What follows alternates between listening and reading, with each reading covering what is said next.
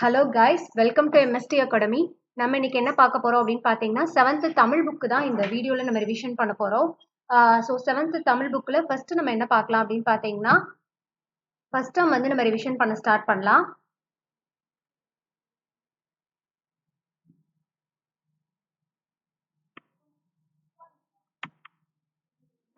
So first இதில் என்ன கொடுத்துருக்காங்க அப்படின்னு பார்த்தீங்கன்னா, எங்கள் தமிழ் கொடுத்துருக்காங்க. எங்கள் தமிழ் அப்படின்ற செயல் கொடுத்துருக்காங்க. ஸோ இதை எழுதுனது யார் அப்படின்னு பார்த்தீங்கன்னா, வே ராமலிங்கனார் தான் வந்து எழுதியிருக்காரு. ஸோ வே ராமலிங்கனார் வந்து நம்ம நாமக்கல் கவிஞர் அப்படின்னு சொல்லுவோம். நாமக்கல் கவிஞர் வே ராமலிங்கனார் தான் எழுதியிருக்காரு எங்கள் தமிழ் அப்படின்ற செய்யுள. ஸோ இது வந்து எப்படி வரும் அப்படின்னு பார்த்தீங்கன்னா, அருள்நெறி அறிவை தரலாகும், அதுவே தமிழனின் குரலாகும் அப்படின்ற மாதிரி ஸ்டார்ட் ஆகும். ஆக்சுவலா அருள்நெறி அறிவை தரலாகும், அதுவே தமிழனின் குரலாகும் அப்படின்னு வந்துச்சுன்னா, அதை எழுதுனது வந்து பாத்தீங்கன்னா வே ராமலிங்கனார் தான் எழுதியிருக்காரு. ஸோ ஊக்கி விடும் அப்படின்னா என்ன அர்த்தம்னா ஊக்கப்படுத்தும் அப்படின்னு அர்த்தம். விரதம் அப்படின்னா நோன்பு, குறி அப்படின்னா குறிக்கோள், பொழிகிற அப்படின்னா தருகின்ற அப்படின்னு மீனிங். ஸோ இப்ப நாமக்கல் கவிஞர் பாத்தீங்கன்னா இந்த எங்கள் தமிழோட ஆசிரியர், இந்த பாடலோட ஆசிரியர் பாத்தீங்கன்னா நாமக்கல் கவிஞர். ஸோ இவர் வந்து தமிழ் அறிஞர், கவிஞர், விடுதலை போராட்ட வீரர் அப்படின்ற பன்முகத்தன்மை கொண்டவர் அப்படின்னு சொல்றாங்க. தமிழ் அறிஞராகவும் இருந்திருக்காரு, கவிஞராகவும் இருந்திருக்காரு, விடுதலை போராட்ட வீரராகவும் இருந்திருக்காரு. இவர் காந்தியடிகளின் கொள்கைகளால ஈர்க்கப்பட்டு காந்தியத்தை பின்பற்றியதுனால இவர் வந்து காந்திய கவிஞர் அப்படின்னு அழைக்கப்படுறாரு. தமிழகத்தோட முதல் அரசவை கவிஞராக விளங்கியவர் அப்படின்னு சொல்றாங்க. ஸோ தமிழகத்தின் முதல் அரசவை கவிஞர்னா அவர் வந்து வே ராமலிங்கனார் தான். ஸோ இவர் இயற்றிய நூல்கள் என்னென்னலாம் இருக்கு அப்படின்னு பார்த்தோம்னா, மலைக்கள்ளன், நாமக்கல் கவிஞர் பாடல்கள், என் கதை, சங்கொலி, இதெல்லாமே வந்து நாமக்கல் கவிஞர் எழுதின பாடல்கள் தான். ஸோ இவரை தான் நம்ம காந்திய கவிஞர் அப்படின்னு அழைக்கப்படுறாரு. கத்தியின்றி ரத்தமின்றி யுத்தம் ஒன்று வருகுது, சத்தியத்தின் நித்தியத்தை நம்பும் யாரும் சேருவீர். இந்த பாடல் எழுதுனது யாருன்னா நாமக்கல் கவிஞர் தான். கத்தியின்றி ரத்தம் எழுதுனா ஆல்ரெடி டிஎன்பிசியில கேட்டிருக்காங்க. ஸோ கத்தியின்றி ரத்தமின்றி யுத்தம் ஒன்று வருகுது, இந்த பாடல் எழுதுனது யார் அப்படின்னு பாத்தீங்கன்னா நாமக்கல் கவிஞர் வே ராமலிங்கனார் தான். நெறி அப்படின்னா அந்த சொல்லோட பொருள் என்ன அப்படின்னு பாத்தீங்கன்னா, நெறினா வழி அப்படின்னு அர்த்தம். குரல் ஆகும் அப்படின்னா குரல் பிளஸ் ஆகும் அப்படின்னு சொல்லுவோம். ஆவணாதான் இதுக்கான ஆன்சர். வான் பிளஸ் ஒளி அப்படின்னா வானொலி அப்படின்னு சொல்லுவோம். இதுக்கும் ஆவணாதான் வந்து ஆன்சர். ஸோ அதுக்கப்புறம் பார்த்தீங்கன்னா, ஒன்றல்ல ரெண்டல்ல அப்படின்ற செயல் கொடுத்துருக்காங்க. ஒன்றல்ல ரெண்டல்ல தம்பி சொல்ல ஒப்புமை இல்லாத அற்புதம் தமிழ்நாட்டில். இந்த பாடல் எழுதுனது யார் அப்படின்னு பார்த்தீங்கன்னா, உடுமலை நாராயண கவி தான் எழுதியிருப்பாரு. ஸோ ஒன்றல்ல ரெண்டல்ல இந்த பாடல் எழுதுனது பார்த்தீங்கன்னா உடுமலை நாராயண கவி. ஒப்புமை அப்படின்னா இணைன்னு அர்த்தம். ஒப்புமைனா இணை, அற்புதம்னா விந்தை, முகில்னா மேகம், உபகாரினா வள்ளல் அப்படின்னு சொல்றோம். உபகாரினா வள்ளல் அப்படின்னு சொல்லுவோம். இதுல பாத்தீங்கன்னா இந்த செய்யுள்ள பகைவரை வென்றதை பாடுவது பரணி அப்படின்னு சொல்றாங்க. அதோடு இசைப்பாடலான பரிபாடலும் கலம்பகமும். அப்ப இசைப்பாடல்ன்றது எது அப்படின்னு பாத்தீங்கன்னா பரிபாடலும் கலம்பகமும் சொல்றாங்க. எட்டு தொகையும் வான்புகழ் கொண்ட திருக்குறள். திருக்குறள் வந்து வான்புகழ் கொண்ட திருக்குறள்னு சொல்லியிருக்காங்க. அகம் புறம் ஆகியவற்றை மெய்ப்பொருளாக கொண்டு பாடப்பட்ட சங்க இலக்கியங்களும் போன்ற தமிழின் இலக்கிய வளங்கள் வந்து ஒன்றல்ல ரெண்டல்ல பலவாகும் அப்படின்னு சொல்றாங்க. முல்லைக்கு தேர் தந்து மலை மேகத்தை விட புகழ் பெற்றவன் யாரு அப்படின்னு பாத்தீங்கன்னா வள்ளல் வேல் பாரி. பாரி தான் வந்து முல்லைக்கு தேர் தந்து மலை மேகத்தை விட புகழ் பெற்றவன். புலவரின் சொல்லுக்காக தன் தலையையே தர துணிந்தவன் வந்து குமணவள்ளல் அப்படின்னு சொல்றாங்க. ஸோ இப்ப உடுமலை நாராயண கவி பத்தி பாத்தீங்க அப்படின்னா பகுத்தறிவு கவிராயர் அப்படின்னு சொல்லுவோம். இவரை பகுத்தறிவு கவிராயர் தான் உடுமலை நாராயண கவின்னு சொல்லுவோம். இவர் வந்து தமிழ் திரைப்பட பாடலாசிரியராகவும் நாடக எழுத்தாளராகவும் இருந்திருக்காரு. தமிழ் திரைப்படங்கள்ல வந்து பாடலாசிரியராகவும் நாடக எழுத்தாளராகவும் வந்து புகழ் பெற்றவர் அப்படின்னு சொல்றாங்க. ஸோ தமது பாடல்கள் மூலமாக வந்து பகுத்தறிவு கருத்துக்களை வந்து பரப்பியவர். அதனாலதான் இவர் வந்து பகுத்தறிவு கவிராயர் அப்படின்னு சொல்றோம். அப்புறம் நாட்டுப்புற இசையில வந்து எளிமையை கையாண்டு கவிதைகள் எழுதியவர் அப்படின்னு சொல்றாங்க. நாட்டுப்புற இசையில் எளிமையை கையாண்டு கவிதைகள் எழுதியவர். பகைவரை வெற்றி கொண்டவரை பாடும் இலக்கியம் என்ன அப்படின்னு பாத்தீங்கன்னா பரணி அப்படின்னு சொல்றாங்க. பகைவரை வெற்றி கொண்டவரை பாடும் இலக்கியம் பரணி. வானில் முகில் கூட்டம் திரண்டதால் மழை பொழியும். இரண்டல்ல அப்படின்றத பிரிச்சோம்னா 2 பிளஸ் அல்ல அப்படின்னு வரும். 2 பிளஸ் அல்ல, ஈயனாதான் வந்து சரியான ஆன்சர். தந்து உதவும் அப்படின்னா தந்து பிளஸ் உதவும், இது வந்து ஆனாதான் வந்து சரியான ஆன்சர். அதுக்கப்புறம் ஒப்புமை பிளஸ் இல்லாத அப்படின்னு சொல்லி பார்த்தோம்னா ஒப்புமை இல்லாத, ஈனாதான் வந்து சரியான ஆன்சர் இதுக்கு. ஸோ இதுல வந்து பேச்சு மொழியும் எழுத்து மொழியும் அப்படின்னு சொல்லி கொடுத்துருப்பாங்க. அதாவது தமிழ் மொழி பழமையும் புதுமையும் நிறைந்த சிறந்த மொழி. இது பேச்சு மொழி எழுத்து மொழி என இரு கூறுகளை கொண்டது. தமிழ் மொழினாலே பேச்சு மொழி எழுத்து மொழி அப்படின்னு சொல்லிட்டு இரு கூறுகளை கொண்டது அப்படின்னு சொல்றாங்க. இதுல வந்து பாத்தீங்கன்னா பேசுவதும் கேட்பதும் தான் மொழியின் முதல் நிலை அப்படின்னு சொல்றோம். அதுவே மொழியின் இரண்டாம் நிலை அப்படின்றது வந்து பாத்தீங்கன்னா எழுதப்படுவதும் படிக்கப்படுவதும் தான் மொழியின் இரண்டாம் நிலை அப்படின்னு சொல்றாங்க. பேசுவதும் கேட்பதும் மொழியின் முதல் நிலை, எழுதப்படுவதும் படிக்கப்படுவதும் வந்து மொழியின் இரண்டாம் நிலை அப்படின்னு சொல்லியிருக்காங்க.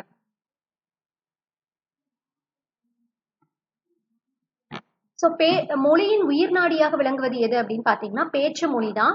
பேச்சு மொழி அப்படின்றது உணர்வுகளை எளிதாக வெளிப்படுத்தும், அது கருத்தை வெளிப்படுத்துவதை மட்டுமே நோக்கமாக கொண்டது அப்படின்னு சொல்றாங்க. பேச்சு மொழி அதாவது மொழியோட உயிர் நாடியாக விளங்குவது வந்து பேச்சு மொழி தான். பேசப்படும் சூழலை பொறுத்து பேச்சு மொழியோட பொருள் வந்து வேறுபடும். எடுத்துக்காட்டாக பார்த்தீங்கன்னா குழந்தைகளை நல்லா கவனிங்க, குழந்தையை நல்லா கவனிங்க அப்படின்றதுல கவனி அப்படின்றது வந்து பேணுதல் அப்படின்ற பொருளை வந்து தருகிறது. இதுவே நில் கவனி செல் அப்படின்ற சொல்ல பார்த்தோம்னா கவனித்து செல் அப்படின்றது வந்து ஒரு பாதுகாப்பு பொருளை தருகிறது அப்படின்னு சொல்றாங்க. அது போலவே வந்து ஒலிப்பதுல இருக்கிற ஏற்ற இறக்கமும் வந்து பொருள் வேறுபாட்டை தரும் அப்படின்னு சொல்றாங்க. என்னால் போக முடியாது அப்படின்னு ஓங்கி ஒலிக்கும் போது அது வந்து ஒரு மறுப்பை உணர்த்துகிறது. அதுவே என்னால் போக முடியாது அப்படின்ற மாதிரி மென்மையாக ஒலிக்கும் போது அது ஒரு இயலாமையை உணர்த்துகிறது அப்படின்னு சொல்றாங்க. ஸோ இவ்வாறு சொல்லை ஒலிப்பதில் ஏற்படும் ஏற்ற இறக்கத்தால் பொருள் வேறுபடும். அதாவது ஒரு சொல்லை ஒலிப்பதில் ஏற்படுற ஏற்ற இறக்கத்தால பொருளும் வேறுபடும் அப்படின்றத நன்னூல்ல பவணந்தி முனிவர் எப்படி சொல்றாருன்னா, எடுத்தல் படுத்தல் நலிதல் உழப்பில் திரிவும் தத்தமிழ் சிறிது உளவாகும் அப்படின்னு சொல்லியிருக்காரு. அதாவது எடுத்தல் படுத்தல் நலிதல் உழப்பில் திரிவும் தத்தமிழ் சிறிது உளவாகும் அப்படின்னு சொல்லிட்டு நன்னூல்ல வந்து பவணந்தி முனிவர் சொல்லியிருக்காரு.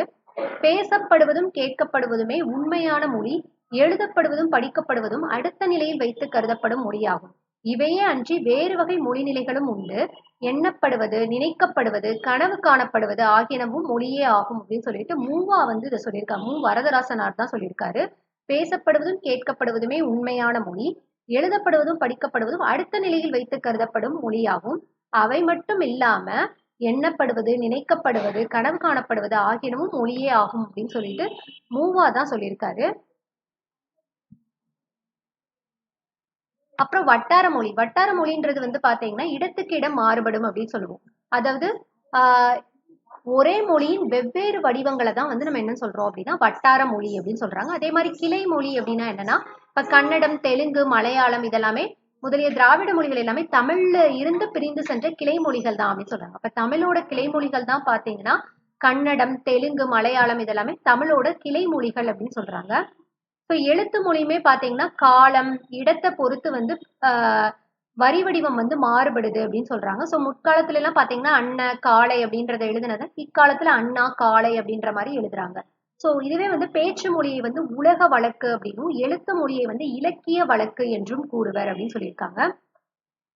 ஸோ இது வந்து பாத்தீங்கன்னா பேச்சு மொழிக்கும் எழுத்து மொழிக்கும் இடையே பெரிய அளவில் வேறுபாடு இருந்தால் அதுதான் இரட்டை வழக்கு மொழி. ஸோ ரெண்டுக்கும் பெரிய அளவுல வேறுபாடு இருந்துச்சுன்னா அது இரட்டை வழக்கு மொழி எனப்படும். தமிழ்ல வந்து பழங்காலம் முதலே பேச்சு மொழிக்கும் எழுத்து மொழிக்கும் பாத்தீங்கன்னா பெரிய வேறுபாடு இருந்துள்ளது. ஸோ இதைத்தான் தொல்காப்பியர் என்ன சொல்றாருன்னா உலக வழக்கு, செய்யுள் வழக்கு அப்படின்னு சொல்றாரு. அதாவது பேச்சு மொழியை வந்து உலக வழக்கு அப்படின்னும் எழுத்து மொழியை வந்து செய்யுள் வழக்கு அப்படின்னு சொல்றாரு. ஸோ கேட்டல் பேசுதல் என்பது மொழியோட முதல் நிலையிலேயே குழந்தைகளுக்கு வந்து தாய்மொழி அறிமுகமாகிறது அப்படின்னு சொல்றாங்க. படித்தல் எழுதுதல் அப்படின்ற இரண்டாம் நிலையில பிற மொழிகள்லாம் அறிமுகமாகின்றன அப்படின்ற மாதிரி சொல்லியிருக்காங்க. ஸோ தமிழ்ல பாத்தீங்கன்னா பேச்சு மொழிக்கும் எழுத்து மொழிக்கும் இடையே வேறுபாடு உண்டு. அதைத்தான் வந்து என்ன சொல்றாங்கன்னா இரட்டை வழக்கு மொழி அப்படின்னு சொல்லியிருக்காங்க. இக்காலத்துல புதிய அறிவியல் கண்டுபிடிப்புகள் மூலம் சான்றோர்களோட உரைகள் ஒளிப்பதிவு மற்றும் ஒளிப்பதிவு ஆடியோ அண்ட் வீடியோ எல்லாம் பண்றாங்க பேச்சு மொழியை கூட. ஸோ இதன் காரணமாக பாத்தீங்கன்னா பேச்சு மொழியும் நீண்ட காலத்துக்கு நிற்கும் நிலைக்கு வந்து நீண்ட காலத்து நிலைத்து நிற்கும் நிலைக்கு ஏற்பட்டுள்ளது அப்படின்ற மாதிரி சொல்லியிருக்காங்க. அப்புறம் எளிய நடையில் தமிழ் நூல் எழுதிடவும் வேண்டும், இலக்கண நூல் புதிதாக இயற்றுதலும் வேண்டும். இதை சொன்னது யாரு அப்படின்னு பாத்தீங்கன்னா பாவேந்தர் பாரதிதாசன் தான் சொல்லியிருக்காரு. ஸோ செந்தமிழை செழுந்தமிழாய் செய்வதும் வேண்டும் அப்படின்ற மாதிரி சொல்லியிருப்பாரு. எளிய நடையில் தமிழ் நூல் எழுதிடவும் வேண்டும், இலக்கண நூல் புதிதாக இயற்றுதலும் வேண்டும் என்று சொல்லியிருப்பாரு.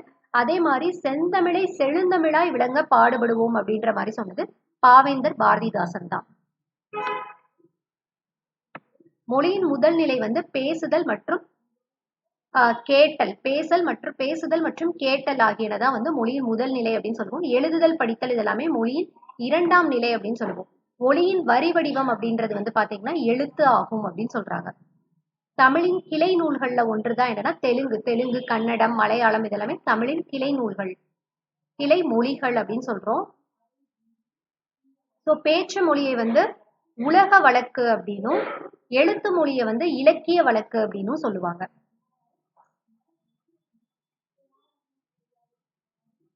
ஸோ அதுக்கப்புறம் பார்த்தீங்கன்னா சொலவடைகள் அப்படின்னு சொல்லிட்டு பழமொழிகளா கொடுத்துருப்பாங்க. இதுல வந்து பாத்தீங்கன்னா பழமொழிகள் மாதிரி சில பழமொழிகள் கொடுத்துருப்பாங்க. ஸோ அதுல இருந்தும் பாத்தீங்கன்னா டிஎன்பிசில கொஸ்டின்ஸ் கேட்டுட்டு தான் இருக்காங்க. ஸோ புண்ணுக்கு மருந்து போட முடியும், பிடிவாதத்துக்கு மருந்து போட முடியுமா? அணை உடைஞ்சு போன வெள்ளம் அழுதாலும் வராது, விளைச்சலுக்கும் வெள்ளாட்டுக்கும் சென்ம பகை, எறும்பு ஊற கல்லும் தேயுங்கிற மாதிரி, உழைக்கின்ற மாடுதான் ஊருக்கு விலை போகும், அடைமலை விட்டாலும் செடிமலை விடாது, நினைச்சதாம் கழுத எடுத்ததாம் ஓட்டங்கிற மாதிரி, குடல் கூவுக்கு அழுவுதாம் கொண்டை பூவுக்கு அழுவுதாம், சொப்பனத்தில் கண்ட அரிசி சோத்துக்கு ஆகுமா, நல்ல பாம்பு படம் எடுக்கலாம் நாக்கலாம் பூச்சி படம் எடுக்கலாமா, 1000 களம் நெல்லுக்கு ஒரு அந்து பூச்சி போதும், ஆள் கூடுனா பாம்பு சாகுமா, கைய ஊனித்தான் கரணம் போட முடியும், காவடி பாரம் சுமக்கிறவனுக்குத்தான் தெரியும், இருப்பவனுக்கு புலி ஏப்பம் இல்லாதவனுக்கு பசி ஏப்பம், 4 வீட்டில் கல்யாணமாம் நாய்க்கு அங்கேயும் இங்கேயும் ஓட்டமாம், அவ்வப்பொழுது போக்குவதிலும் தவப்பொழுது நல்லதும்பாங்க, பாடி பாடி குத்துனாலும் பதறு அரிசியாகுமா, அதிர அடிச்சா உதிர விளையும், குத்துக்களுக்கு என்ன குளிரா வெயிலாங்கிற மாதிரி, அகழியில விழுந்த முதலைக்கு அதுவே சொர்க்கம், கார்த்திகை மாசம் பெறைய கண்ட மாதிரி, அதை விட்டாலும் கதி இல்ல அப்பால போனாலும் விதி இல்ல, தட்டி போட்ட ரொட்டிக்கு புரட்டி போட ஆள் இல்லாம, அல்றவன் பக்கத்துல இருந்தாலும் கில்றவன் பக்கத்துல இருக்கக்கூடாது, அமாவாசை இருட்டுல பெருச்சாளிக்கு போன இடமெல்லாம் வழிதான். ஸோ இதெல்லாம் பார்த்தீங்கன்னா சில சொலவடைகள் மாதிரி புக்ல வந்து கொடுத்துருக்காங்க. ஸோ இதுல இருந்து பார்த்தீங்கன்னா டிஎன்பிசியில் கொஸ்டின் கேட்பாங்க. ஸோ இந்த இதில் கேட்டிருக்காங்க கார்த்திகை மாதம் வந்து எதை கண்ட மாதிரி அப்படின்ற மாதிரி கேட்டிருக்காங்க, பிறையை கண்ட மாதிரி அப்படின்னு சொல்லிட்டு வரும். ஸோ அதனால இந்த சொலவடைகளும் பார்த்து வச்சுக்கோங்க.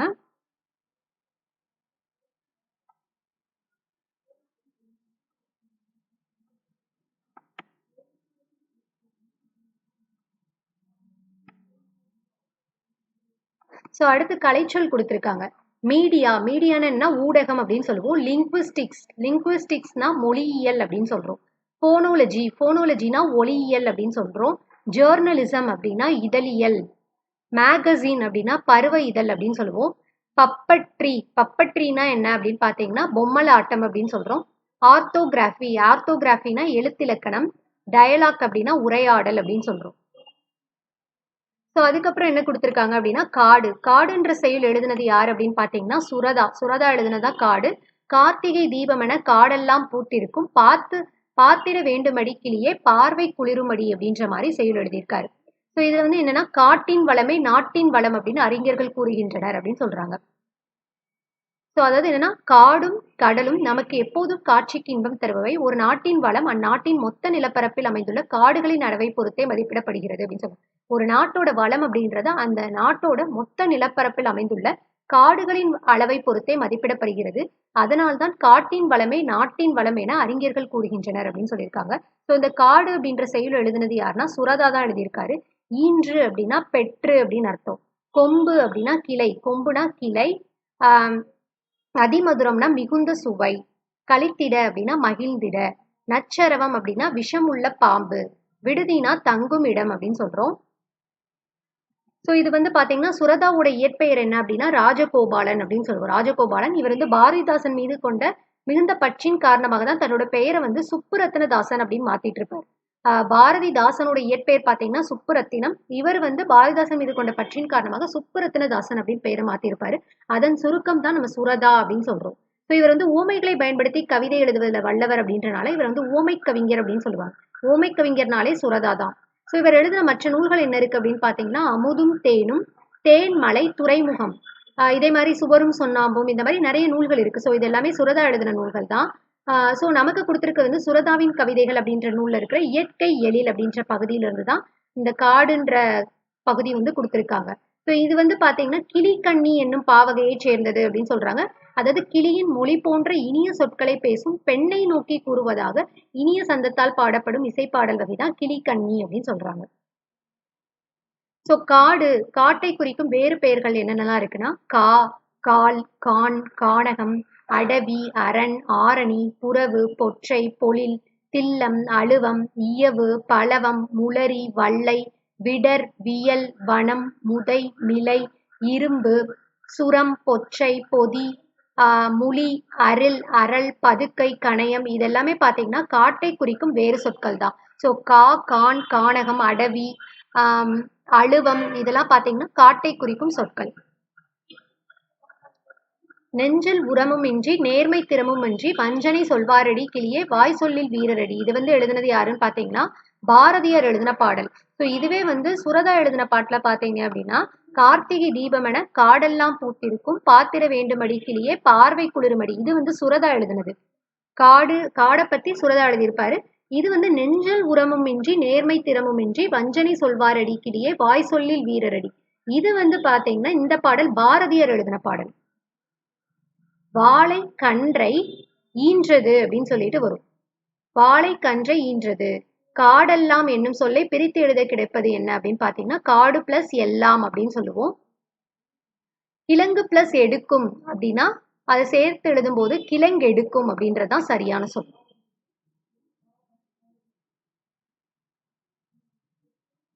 ஸோ அப்படியே நிற்கட்டும் அந்த மரம்.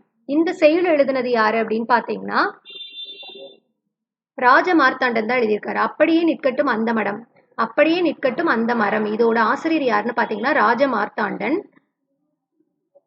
ஸோ இது வந்து பரவசம் அப்படின்னா மகிழ்ச்சி பெருக்குன்னு சொல்றோம். பரவசம் அப்படின்னா மகிழ்ச்சி பெருக்கு. துஷ்டி கேட்டல் அப்படின்னா துக்கம் விசாரித்தல் அப்படின்னு சொல்றோம். ஸோ ராஜமார்த்தாண்டன் பாத்தீங்க அப்படின்னா கவிஞர், இதழாளர், கவிதை திறனாய்வாளர் என பன்முகத்திறன் கொண்டவர். ஸோ கவிஞர், இதழாளர்னு சொல்லுவோம், கவிதை திறனாய்வாளர் அப்படின்னு சொல்லுவோம். இவர் நடத்திய சிற்றிதழுக்கு பேர் வந்து கொல்லிப்பாவை அப்படின்னு சொல்லுவாங்க. ராஜமார்த்தாண்டன் நடத்திய சிற்றிதழுக்கு பேர் தான் கொல்லிப்பாவை. ராஜமார்த்தாண்டன் கவிதைகள் அப்படின்ற நூலுக்காக தான் இவர் வந்து தமிழ் வளர்ச்சித்துறையோட பரிசு பெற்றவர் அப்படின்னு சொல்றாங்க. சிறந்த தமிழ் கவிதைகளை எல்லாம் தொகுத்து கொங்குதேர் வாழ்க்கை அப்படின்ற தலைப்புல வந்து இவர் நூலா வெளியிட்டிருந்தாரு. ஸோ இவர் எழுதுனா அப்படியே நிற்கட்டும் அந்த மரம் அப்படின்ற நூல்ல தான் நமக்கு ஒரு கவிதை வந்து கொடுத்துருக்காங்க. ஸோ இவர் நடத்தின இதழ் பேர் பார்த்தீங்கன்னா கொல்லிப்பாவை அப்படின்ற சிற்றிதழை நடத்தினாரு. இவர் வந்து சிறந்த கவிதைகளை எல்லாம் தொகுத்து கொங்குதேர் வாழ்க்கை அப்படின்ற தலைப்புல வந்து நூலா கொடுத்திருக்காரு. ஸோ இவர் எழுதின நூல் தான் என்னன்னு பாத்தீங்கன்னா அப்படியே நிற்கட்டும் அந்த மரம் அப்படின்றது. இவரோட ராஜமார்த்தாண்டன் கவிதைகள் அப்படின்ற நூலுக்காக தான் தமிழ் வளர்ச்சித்துறையோட பரிசு வந்து கொடுத்திருக்காங்க.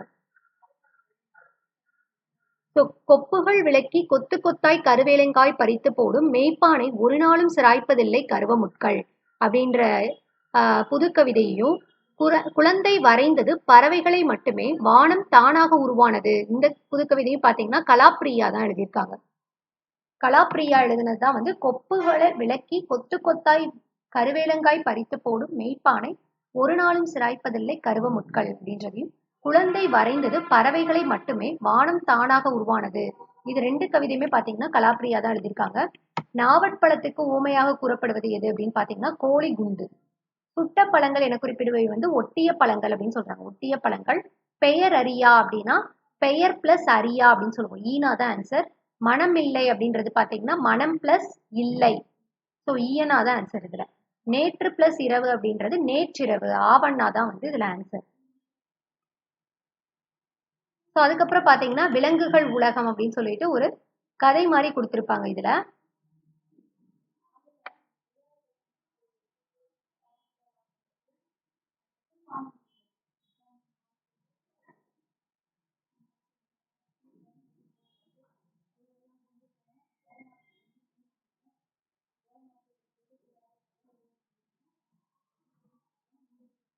ஸோ இதுல வந்து பாத்தீங்கன்னா காடை பத்தி ஒரு கதை மாதிரி கொடுத்திருப்பாங்க ஆக்சுவலா.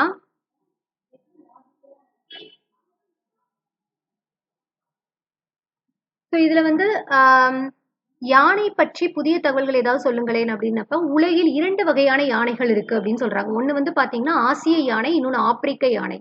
ஸோ ரெண்டுக்கும் வேறுபாடு என்ன அப்படின்னு கேட்டிருப்ப ஆசிய யானைகள்ல வந்து ஆண் யானைக்கு தந்தம் உண்டு, பெண் யானைக்கு தந்தம் இல்லை. ஆனால் ஆப்பிரிக்க யானைகள்ல ரெண்டுக்குமே தந்தம் உண்டு அப்படின்னு சொல்றாங்க. ஆசிய யானைகள்ல பாத்தீங்கன்னா ஆண் யானைக்கு மட்டும் தந்தம் இருக்கும், பெண் யானைக்கு தந்தம் இருக்காது. ஆப்பிரிக்க யானைகள்ல 2 யானைக்குமே தந்தம் இருக்கும் அப்படின்னு சொல்றாங்க. ரெண்டுக்குமே பாத்தீங்கன்னா அவற்றின் உயரம், நிறம், நகம் ஆகியவற்றிலும் வேறுபாடுகள் இருக்கும் அப்படின்ற மாதிரி சொல்லியிருக்காங்க. யானைகள் வந்து எப்பொழுதுமே கூட்டமாகத்தான் வாழுமா.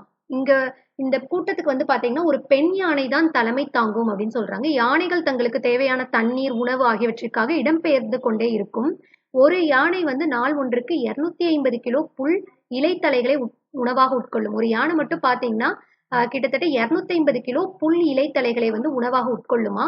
65 லிட்டர் தண்ணீர் வந்து தேவைப்படும். அது குடிக்கிறதுக்கு 65 லிட்டர் தண்ணீர் தேவைப்படும் சொல்றாங்க. யானை வந்து மிகுந்த நினைவாற்றல் கொண்ட விலங்கு அப்படின்னு சொல்றாங்க. அது பாசம் நிறைந்த விலங்கும் கூட. ஸோ மிகுந்த நினைவாற்றல் கொண்ட விலங்குனா அது யானை தான். ஸோ அப்ப யானைகள் வந்து மனிதர்களை தாக்குமா அப்படின்னு கேட்டப்ப, யானைகள் பொதுவாக மனிதர்களை தாக்குவதில்லை.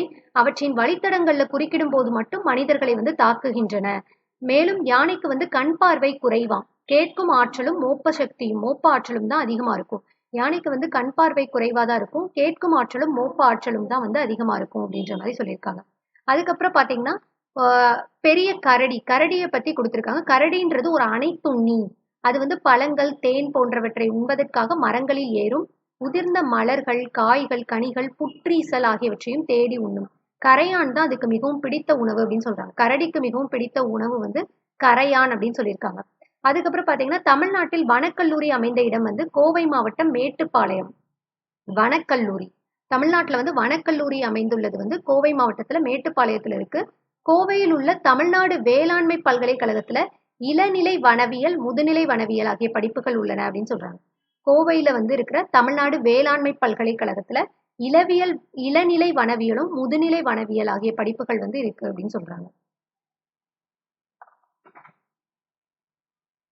ஸோ தேன்கூட்டை கலைக்கும் போது தேனீக்கள் வந்து கொட்டி விடாதா, கரடியை வந்து தேனீக்கள் கொட்டி விடாதா அப்படின்னு கேட்டிருப்ப, அந்த கரடியோட உடலை போர்த்தி இருக்கும் அந்த அடர்ந்த முடிகள் வந்து தேனீக்களிடமிருந்து கரடியை காப்பாத்திடுமா. ஸோ கரடிக்கு வந்து உடலை போர்த்தி இருக்கும் அந்த அடர்ந்த முடிகள் வந்து தேனீகள்கிட்ட இருந்து கரடியை காப்பாற்றி விடும். நன்கு வளர்ந்த கரடி வந்து 160 கிலோ எடை வரை இருக்கும் சொல்றாங்க. நன்கு வளர்ந்த கரடியா இருந்துச்சுன்னா 160 கிலோ எடை வரை இருக்கும்.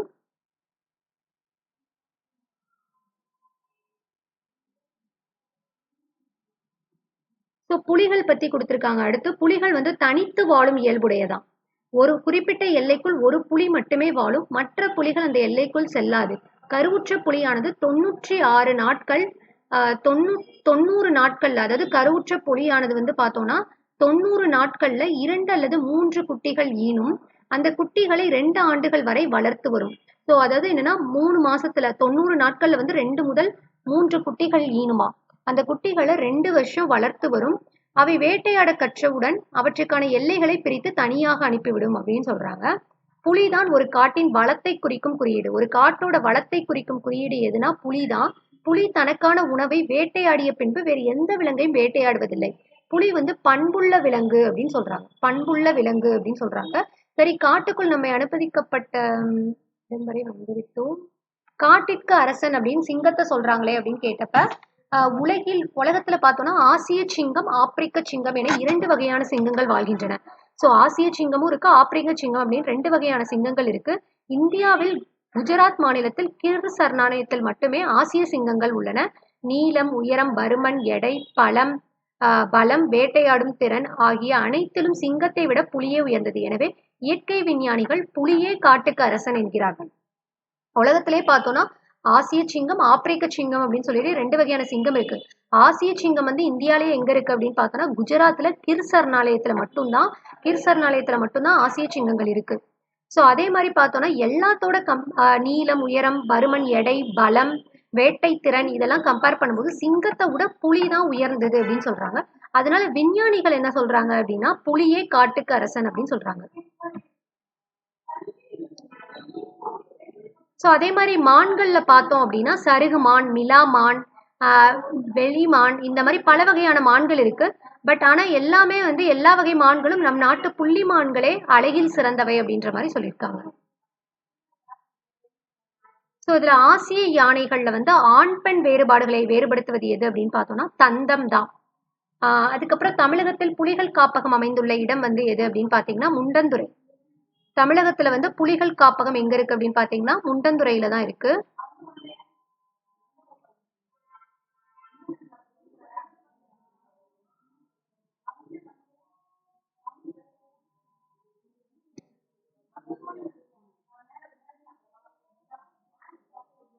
இந்த விலங்குகள் எல்லாமே வந்து இந்த கதையை பாத்தீங்கன்னா காட்டு விலங்குகளின் உறைவிடமான முண்டந்துறை புலிகள் காப்பகத்தினும் ஒரு உலா வருவோமா.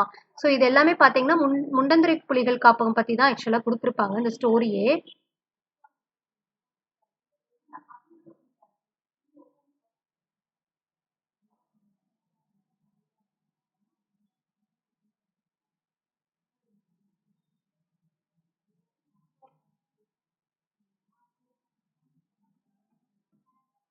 ஸோ தமிழகத்தில் புலிகள் காப்பகம் அமைந்துள்ள இடம் வந்து பாத்தீங்கன்னா முண்டந்துறை. காட்டாறு என்ற சொல்லை பிரித்து எழுத கிடைப்பது வந்து காட்டு பிளஸ் ஆறு அப்படின்னு சொல்றோம், காட்டாறு அப்படின்னு. அனைத்துண்ணி அப்படின்னா அனைத்து பிளஸ் உண்ணி அப்படின்னு சொல்லுவோம். ஈயன்னா தான் ஆன்சர். அனைத்து பிளஸ் உண்ணி. அப்புறம் நேரம் பிளஸ் ஆகி அப்படின்னா நேரம் ஆகி அப்படின்னு சொல்லுவோம். ஆனா வேட்டை பிளஸ் ஆடிய, வேட்டை ஆடிய அப்படின்னு சொல்லுவோம். ஆவண்ணா தான் வந்து இதுக்கான ஆன்சர்.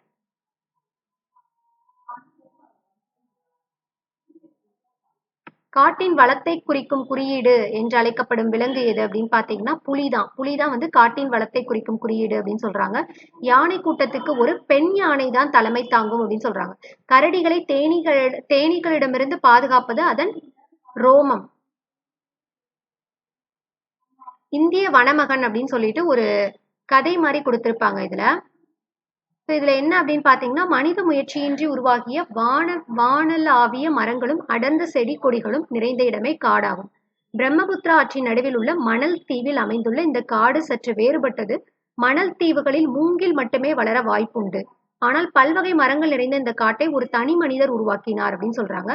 சோ பிரம்மபுத்திரா ஆற்றோட நடுவுல ஒரு மணல் தீவு இருக்கு. அந்த தீவுல ஒரு காட்டை வந்து ஒரு மனிதர் மட்டுமே உருவாக்கி இருக்காரு. சோ அவரை பத்தி தான் இந்த இதுல வந்து ஸ்டோரி மாதிரி கொடுத்திருப்பாங்க.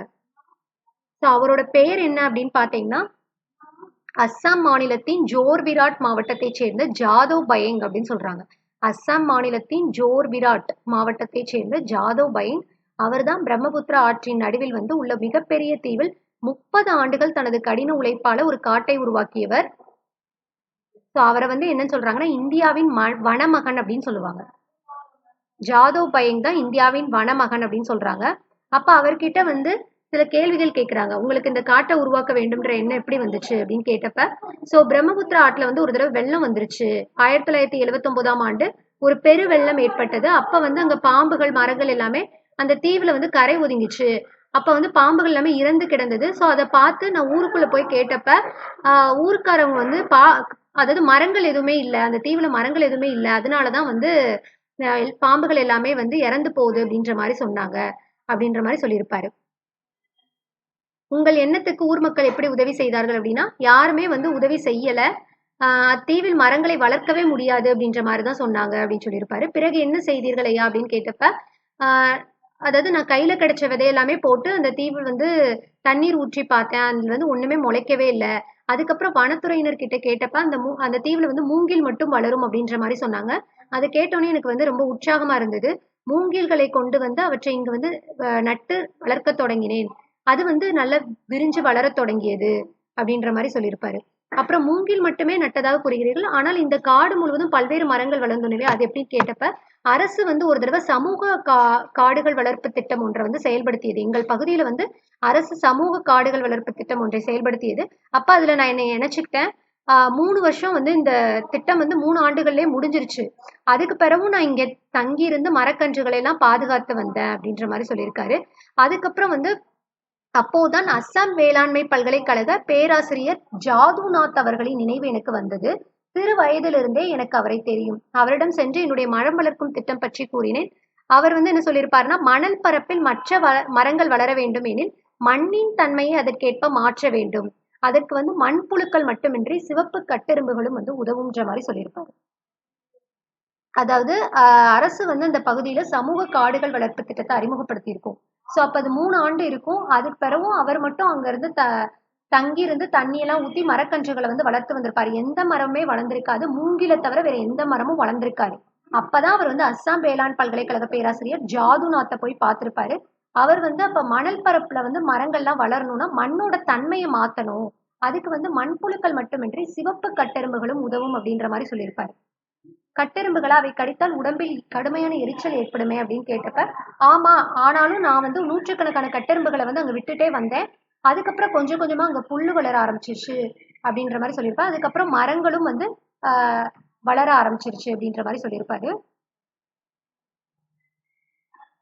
சோ அப்ப மரங்களை வளர்ப்பதற்கு விதைகளும் உரமும் உங்களுக்கு எப்படி கிடைச்சது அப்படின்னு கேட்டப்ப கால்நடைகள்லாம் வளர்ப்பதுல அதுல இருந்து வர்ற சாணத்தெல்லாம் வந்து நான் எடுத்து இயற்கை உரமா தயாரிக்க ஆரம்பிச்சிட்டேன் அப்படின்ற மாதிரி சொல்லியிருப்பாரு. ஒரு பழம் சாப்பிட்டால் கூட அந்த விதையெல்லாம் எடுத்து வச்சு மழைக்காலத்துல வந்து அங்க போட்டுருவேன் அப்படின்ற மாதிரி சொல்லுவாரு. ஸோ மழை இல்லாத காலங்கள்ல வந்து செடிக்கு எப்படி தண்ணி ஊத்துனீங்க அப்படின்னு கேட்டப்ப ஆற்றோட ஆற்றின் கரையோரம் இருக்கிற செடிகளுக்குலாம் தண்ணீர் ஊற்றுவதில் வந்து எனக்கு சிக்கல் ஏற்படவே இல்லை. ஸோ அதனால வந்து மூங்கில் குச்சிகளை எல்லாம் நட்டு வச்சு ஒரு பானையை பொருத்தி அதுல சிறு துளை இட்டு நீர் வந்து சொட்டு சொட்டா வடிகிற மாதிரி நான் ஏற்பாடு பண்ணிட்டேன் அப்படின்ற மாதிரி சொல்லியிருக்காரு. சரி, உங்கள் வீட்டுக்கு யானை வந்த கதையை கூறுங்க அப்படின்னு சொல்லவும், யானைகள் தங்கியிருக்கும் காடுதான் வளமான காடு என்று பெரியோர்கள் சொல்ல கேட்டிருக்கிறேன். நான் வளர்த்த காட்டுக்கு யானைகள் வந்தது வந்து மிகவும் மகிழ்ச்சியான நாளாக எனக்கு இருந்தது அப்படின்ற மாதிரி சொல்லியிருப்பாரு. அதாவது ஃபர்ஸ்ட் பாம்புகள், கழுகுகள், காண்டாமிருகங்கள் போன்ற காட்டு விலங்குகள் பலம் வர தொடங்கின. நிறைவாக காட்டின் வளம் என குறிக்கப்படும் புலிகளும் வந்து தங்க தொடங்கின அப்படின்ற மாதிரி சொல்லியிருப்பாரு. அதுக்கப்புறம் பாத்தீங்கன்னா, இந்த ஜாது பையனுக்கு 2012ஆம் ஆண்டுல ஜவஹர்லால் நேரு பல்கலைக்கழகம் வந்து ஜாதவுக்கு இந்திய வனமகன் அப்படின்ற பட்டம் கொடுத்தாங்க. எப்பனா 2012ல தான் ஜவஹர்லால் நேரு பல்கலைக்கழகம் தான் கொடுத்தாங்க இந்திய வனமகன் அப்படின்ற பட்டத்தை. அப்புறம் 2015ல வந்து இந்திய அரசு பத்மஸ்ரீ விருது கொடுத்தாங்க. அவருக்கு பத்மஸ்ரீ விருது கொடுத்தாங்க 2015ல.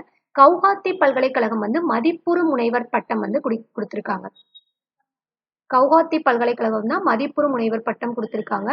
புலிகளும் இந்த காட்டில் உள்ளனவா, உங்களுக்கு அச்சமாக இல்லையா அப்படின்னு கேட்டப்ப, இல்லை, புலிகள் வந்த பிறகுதான் இந்த காட்டோட உணவுச் சங்கிலியே நிறைவடைந்தது. புலிகளுக்கு தொல்லை தராமல் நான் வந்து பாதுகாத்து வரேன், இந்த காட்டை வந்து பாதுகாத்து வரேன்ற மாதிரி சொல்லியிருப்பாரு. ஸோ இது மிக கடினமான பணி, மற்றவர்களுக்கு எப்படி தெரிந்தது அப்படின்னு கேட்டப்ப, ஜிட்டு கலிட்டா என்ற வனவிலங்கு ஆர்வலர் வந்து என்னுடைய காட்டை பற்றி கேள்விப்பட்டு இங்க வந்தாரு. அவரிடம் இதை பத்தி நான் சொன்னேன், என்னை பாராட்டி விட்டு போயிட்டாரு. ஒரு நாள் யானை கூட்டத்தை விரட்டி கொண்டு இங்க வனக்காவலர்கள் வந்தாங்க. அவங்க வந்து வரைபடத்திலேயே இல்லாத இந்த காட்டை வந்து கண்டு மகிழ்ந்தனர் அப்படின்ற மாதிரி சொல்லியிருப்பாங்க. அதுக்கப்புறம் வந்து என்னோட காடு பத்தி டைம்ஸ் ஆஃப் இந்தியா அப்படின்ற இதழில் வந்து வெளிவந்தது அப்படின்ற மாதிரி சொல்லியிருப்பாரு. மிக்க மகிழ்ச்சியா. அடுத்து உங்களுடைய பணி என்ன அப்படின்னா, இந்த மாதிரி இந்த தீவுல வந்து மற்றொரு பகுதியிலும் இந்த மாதிரி ஒரு காட்டை உருவாக்கணும் அப்படின்றதுதான் என்னோட பணி. அடுத்து அது எப்படியும் அதுக்கு ஒரு 30 ஆண்டுகள் ஆகும். அதுக்கு வந்து என்னோட மனைவியும் குழந்தையும் நான் தயார்படுத்திட்டு வரேன் அப்படின்ற மாதிரி சொல்லியிருப்பாரு. ஸோ இது வந்து பாத்தீங்கன்னா ஜாது பையங்கோட ஒரு கேள்வி பதில் மாதிரி கொடுத்துருக்காங்க. அதுக்கப்புறம்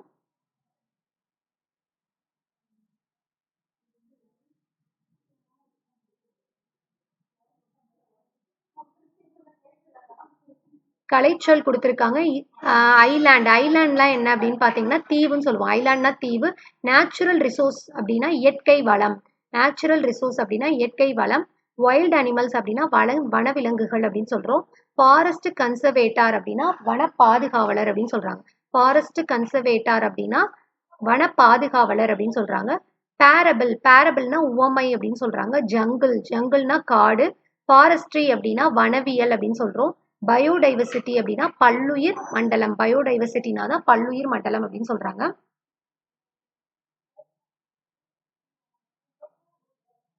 திருக்குறள் இலக்கணம்லாம் வந்து பாத்தீங்கன்னா நம்ம தனியா வீடியோ போடுவோம். ஸோ அதுக்கப்புறம் இதுல வந்து என்ன கொடுத்துருக்காங்கன்னா புலித்தங்கிய குகை. 3வது இயல் பாத்தீங்கன்னா புலித்தங்கிய குகை. இது எழுதுனது யார் அப்படின்னா காவட்பெண்டு. ஸோ காவட்பெண்டு பாத்தீங்கன்னா சிற்றில் நற்றூன் பற்றி நின்மகன் யாண்டு உளனோ என வினவிதி என் மகன் யாண்டு உளன் ஆயினும் அறியேன் ஓரும் புலி சேர்ந்து போகிய கல் அலை போல ஈன்ற வயிறோ இதுவே தோன்றுவன் மாதோ போர்க்களம் தானே அப்படின்னு சொல்லி இந்த பாடல் வந்து எழுதியிருக்காரு. புலி தங்கிய குகை அப்படின்றது.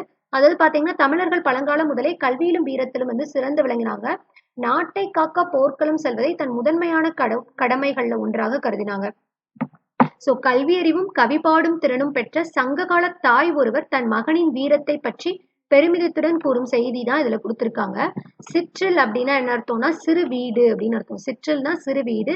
கல் அலை அப்படின்னா கட்குகை அப்படின்னு சொல்றாங்க. யாண்டுனா எங்கே அப்படின்னு பொருள் வரும். ஈன்ற வயிறு அப்படின்னா பெற்றெடுத்த வயிறு அப்படின்னு சொல்றாங்க. சோ இந்த காவட்பெண்டு யாரு அப்படின்னு பாத்தீங்கன்னா சங்ககால பெண்பாட் புலவர்கள்ல ஒருவர் தான் காவட்பெண்டு. சோழ மன்னன் போரவை கோப்பெரு நட்கிள்ளியின் செவிலித்தாயாக விளங்கியவர். இவர் வந்து சோழ மன்னன் போரவை கோப்பெரு நட்கிள்ளியோட செவிலித்தாயாக விளங்கியவர். கோப்பெரு நட்கிள்ளியோட செவிலித்தாயாக விளங்கியவர். கல்வியில் தேர்ச்சியும் கவிபாடும் ஆற்றலும் மிக்க இவர் சங்ககால மக்களோட வீரத்தை கருபொருளாக கொண்டு பாடலை ஏற்றிருக்காரு அப்படின்னு சொல்றாங்க. இவர் பாடிய பாடல் ஒன்றுதான் நமக்கு வந்து இப்ப புறநானூறுல கொடுத்திருக்காங்க. ஸோ இப்ப இந்த புலித்தங்கிய குகை அப்படின்றது பாத்தீங்கன்னா புறநானூற்றில் இடம்பெற்றுள்ள பாடல் தான். ஸோ புறநானூறு அப்படின்றது 8 தொகை நூல்கள்ல ஒன்றுதான் புறநானூறு. இது வந்து பண்டைய கால தமிழ் மக்களோட வாழ்க்கை முறை, நாகரிகம், பண்பாடு, வீரம், முதலியவற்றை வெளிப்படுத்தும் நூலாக விளங்குகிறது அப்படின்னு சொல்றாங்க. யாண்டு அப்படின்றது என்னன்னா, யாண்டு என்ற சொல்லோட பொருள் என்னன்னா எங்கு அப்படின்னு அர்த்தம்.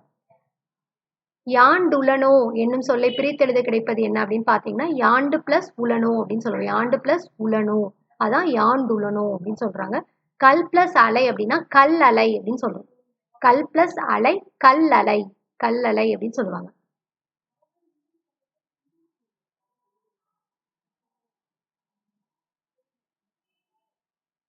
கல் பிளஸ் அலை கல் அலை தான் வரும். அதுக்கப்புறம் என்ன அப்படின்னு பாத்தீங்கன்னா பாஞ்சை வளம். சோ பாஞ்சை வளம்ல வந்து இதுல பாத்தீங்கன்னா ஒரு நாட்டுப்புற பாடல் மாதிரி, அதாவது வீரபாண்டிய கட்டபொம்மனை பத்தி ஒரு நாட்டுப்புற பாடல் மாதிரி இதுல வந்து கொடுத்திருக்காங்க. பாஞ்சை வளத்துல சுத்த வீர சூரன் பொம்முத்துறை துளங்கும் பாஞ்சை வளங்கள் சொல்வேன் அப்படின்ற மாதிரி ஒரு பாடல், நாட்டுப்புற பாடல் மாதிரி கொடுத்திருக்காங்க. ஸோ சூரன் அப்படின்னா என்ன அர்த்தம் அப்படின்னா வீரன் அப்படின்னு சொல்றாங்க. சூரன் அப்படின்னா வீரன். பொக்கிஷம் அப்படின்னா செல்வம். பொக்கிஷம்னா செல்வம். சாஸ்தினா மிகுதி அப்படின்னு சொல்றோம். விஸ்தாரம் அப்படின்னா பெரும் பரப்பு அப்படின்னு சொல்றாங்க. வாரணம் அப்படின்னா யானைன்னு சொல்லுவோம். பரி அப்படின்னா குதிரை. வாரணம்னா யானை, பரினா குதிரை, சிங்காரம்னா அழகு, கமுகு அப்படின்னா பாக்கு அப்படின்னு சொல்றாங்க. ஸோ இதுல வந்து பாத்தீங்கன்னா கட்டபொம்மன் வந்து பாஞ்சாலங்குறிச்சி, அவரோட பாஞ்சாலங்குறிச்சியும் கட்டபொம்மனை பத்தியும் வந்து பாஞ்சாலங்குறிச்சியோட வளங்கள் பத்தியும் கொடுத்திருப்பாங்க. ஸோ கட்டபொம்மன் கதை பாடல்கள் பல வடிவங்களில் வழங்கி வருகின்றன. அவை பலரால் பதிக்கப்பட்டுள்ளன. நம் பாடப்பகுதியில் இருக்கிற இது வந்து பாத்தீங்கன்னா பாஞ்சை வளம் அப்படின்றது நான் வானமாமலை தொகுத்து வெளியிட்டுள்ள வீரபாண்டிய கட்டபொம்மு கதை பாடல் அப்படின்ற நூல்ல இருந்து எடுத்திருக்காங்க. ஸோ வீரபாண்டிய கட்டபொம்மு கதை பாடல் அப்படின்ற நூலை வெளியிட்டுள்ளது யாரு, தொகுத்து வெளியிட்டுள்ளது யாரு அப்படின்னு பாத்தீங்கன்னா நான் வானமாமலை. ஊர்வலத்தின் முன்னால் டாக்ஸ் அசைந்து வரும் அப்படின்னா வாரணம் அசைந்து வரும். ஈனா வாரணம் அப்படின்னா யானை அப்படின்னு சொல்றோம். பாஞ்சாலங்குறிச்சியில் டாக்ஸ் நாயை விரட்டும் அப்படின்னா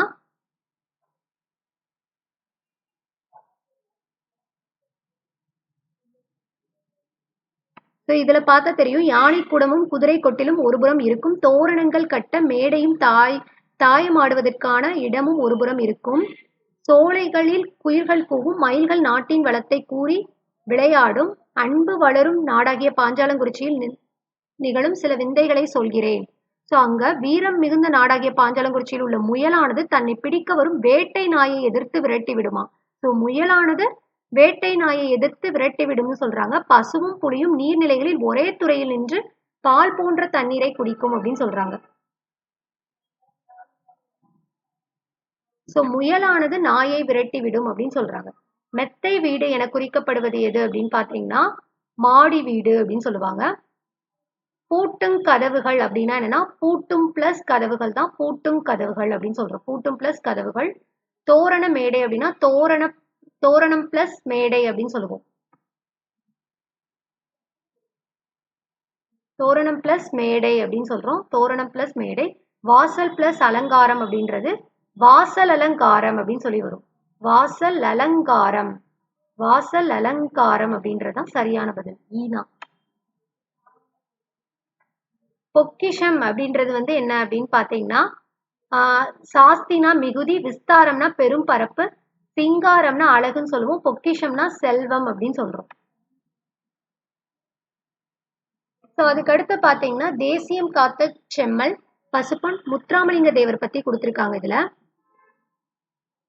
ஸோ இதுல வந்து என்ன கொடுத்திருக்காங்கன்னா தேசியம் உடல் தெய்வீகம் உயிர் என கருதி மக்கள் தொண்டு செய்தவர் பசும்பொன் முத்துராமலிங்க தேவர் அப்படின்னு கொடுத்திருக்காங்க. தேசியம்ன்றது உடல், தெய்வீகம்ன்றது உயிர் அப்படின்னு கருதி மக்கள் தொண்டு செய்தவர் அப்படின்றாங்க.